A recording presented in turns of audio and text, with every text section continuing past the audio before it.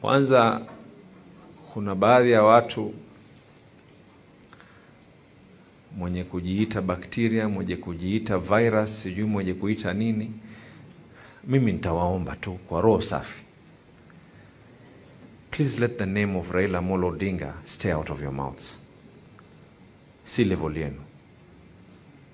Whatever Raila has been able to do for this country, hata kama hakuna lolote, mtoweni katika mdomo wenu. Sio kila siku Raila hivi, Raila vile, Raila hivi, Raila vile. Wakati mulikuwa mwataka hii nchi ichomeke, ni Raila ndo alokataa kufanya pamoja na nyinyi. Akasema ya kwa mimi sitaki hii nchi iweze kuchomeka, mimi na kando. Wakati kila mmoja anatoa chama chake jana na juzi, ni Raila Amolo Odinga alihakikisha ya kwa hiki chama kimeweza kufika miaka 20. Hii mwezi wa Oktoba mwaka huu ni miaka 20 changu chama cha ODM kiweze kuzinduliwa.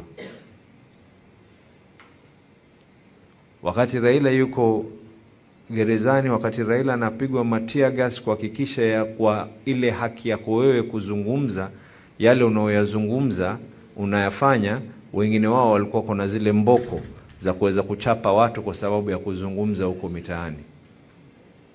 Sasa nyingine pia kila moja lazima ajue level yake.